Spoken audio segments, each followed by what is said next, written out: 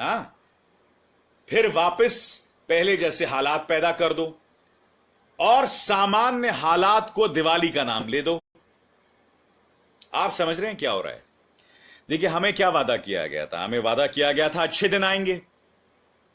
हमें वादा किया गया था अच्छे दिन आएंगे।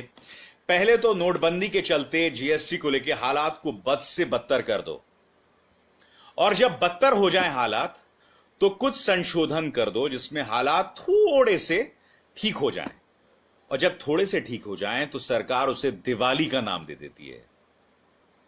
यानी कि जो आपके पहले के हालात थे बिल्कुल वैसे जैसे हालात हो जाएं, हालांकि उसको लेकर भी विवाद है, और सरकार फिर उसे अच्छे दिनों का नाम देती है। दोस्तों, अगर आप इस सरकार के भक्त हैं तो इस बात पर गौर कीजिए, इस बात पर गौर कीजिए कि यह सरकार आपको किस तरह से मूर्ख बना रही है, किस तरह से मूर्ख बना रही है, और आप लोग मूर्ख बन रहे हैं, और आप लोग मूर्ख बन रहे हैं। आप लोग इस हकीकत को देखना भी नहीं चाहते हैं। बहुत अच्छी बात है। दरअसल यही है अच्छे दिन। नोटबंदी हो या जीएसटी, पहले तो यह सरकार मानती ही नहीं हालात बिगड़े हुए हैं। सरकार बिल्कुल नहीं मानती, प्रधानमंत्री नहीं मानते हैं, वित्त मंत्री नहीं मानते कि आपको कोई तकलीफ है।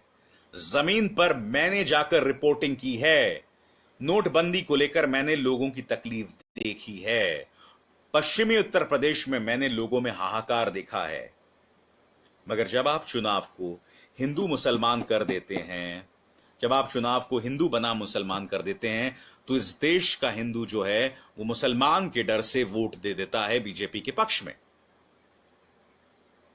मगर आज मैं इस देश के मुसलमान से पूछना चाहता हूं कि वो माफ कीजिएगा, मैं आज इस देश के हिंदू से पूछना चाहता हूं कि वो मुसलमान तुम्हें किस तरह से असुरक्षित कर रहा है। क्या वो तुम्हारी नौकरियां खा रहा है? क्या वो तुम्हारे घर पे हमला कर रहा है? मगर कुछ ताकतें हैं जो उसे बदनाम कर रही हैं। अखलाक, पहलू, जुनैद, ढेरों मिसालें हैं। 25 मिसालें हैं गौरक्षा के नाम पे लोगों को जो मारा गया है। इन तमाम लोगों के साथ नाइंसाफी हुई है, उन इंसाफ नहीं मिला है, मगर उसके बदले में उसके जो अत्याचारी थे उनके साथ इंसाफ किया गया है। उन्हें नौकरियां दी गई हैं, उसे सम्मानित किया गया है। यह हो रहा है इस देश में। मगर हकीकत यह है दोस्तों, आपको ये चीजें नहीं दिखाई देंगी, आपको नहीं दिखाई देंगी। आपको यह अंदाजा नहीं है कि यह देश और इसके समाज के साथ क्या किया जा रहा है। आप यह नहीं दिखाई दे रहा है आपको कि हमें किस तरह से बांटा जा रहा है, किस तरह का दोहराव पैदा किया जा रहा है। आप खुश हैं, आप खुश भी रहिए, आप खुश रहिए, आप अपनी मूर्खता में खुश रहिए। आपको अंदाजा नहीं कि भारत क्या था और उसे किस हालात में तब्दील किया जा रहा है। मैं एक हिंदू हूं, मैं एक राष्ट्रवादी हूं, मगर मुझे चिंता है कि मैं ये देश अपने बेटों के लिए क्या सौंप कर जा रहा हूं, अपने बच्चों के लिए क्या सौंप के जा रहा हूं। यही वजह है कि मुझे आक्रोश है, यही वजह है कि मुझे इस सियासत पर आपत्ति है। सच तो यह है कि यह बेतुका काल है इस देश का, और जनता यानी आप प्रसन्न हैं। मुझे इंतजार है आपके भक्ति रस का उतरने का। मुझे इंतजार है कि आपका भक्ति रस उतरेगा। तब तक आप मस्त रहिए, तब तक आप खुश रहिए। और आपको अंदाजा नहीं है कि समाज में इतने दोहराव पैदा करके क्या क्या हो रहा है। मैं आपसे एक और पर्सनल बात कहना चाहता हूं। मेरी दोस्त है रोहिणी सिंह, वो रोहिणी सिंह जिन्होंने अमित शाह के बेटे जय शाह के खिलाफ वो स्टोरी की थी। मैं उस स्टोरी के मेरिट्स पर अभी कोई टिप्पणी नहीं करूंगा। हालांकि अगर आप वायर की उस स्टोरी को पढ़ें तो वो कहानी पूरी तरह से तथ्यों पर आधारित है। वो पूरी तरह से रजिस्ट्रार ऑफ कंपनीज के जो दस्तावेज हैं उस पर आधारित हैं। रोहिणी सिंह ने अपनी तरफ से कोई बात नहीं की। मगर ये सरकार क्या कर रही है? पहली बात,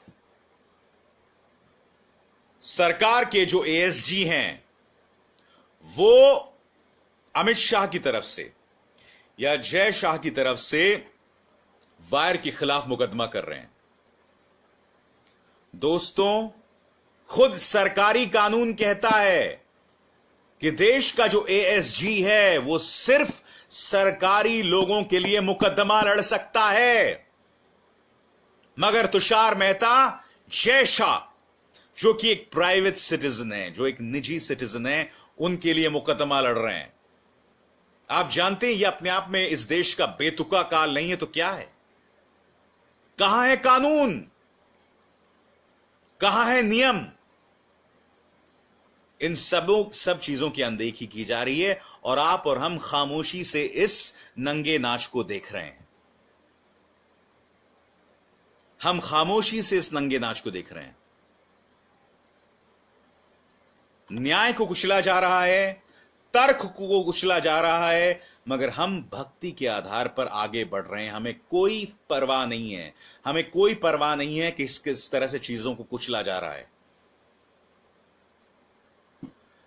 बहरहाल, जैसे मैंने कहा कि शनिवार की रात दोस्तों मेरा मन पत्रकारिता और खबरों की दुनिया से बहुत दूर रहता हूं। मैं ये वो वक्त रहता है जब मैं अपने परिवार को पूरी तरह से अपना वक्त देता हूं, मगर कुछ चीजें थीं जो मुझे लगातार असहज कर रही थीं, जो मुझे डिस्टर्ब कर रही थीं, और मुझे लगा कि मुझे आपसे रूबरू होना चाहिए। आप लोग अपना ख्याल रखिए। वीकेंड है, आज सैटरडे है, कल संडे है। मैं उम्मीद कर रहा हूं आप लोगों में से अधिकतर लोगों की छुट्टियां होंगी। अपने परिवार के साथ वक्त बिताइए, अपने बच्चों के साथ वक्त बिताइए, अपनी वाइफ, अपनी प्रेमिका, अपनी मां, उनके साथ वक्त बिताइए। यकीन मानिए, यही हमारा सरमाया है। जो मोहब्बत हमें अपने परिवार से मिलती है, यही हमारा सरमाया है। उससे बेहतर कुछ चीज नहीं है। मगर याद रखिएगा, अगर हमारे समाज के ताने बाने को तोड़ा जाएगा तो कहीं ना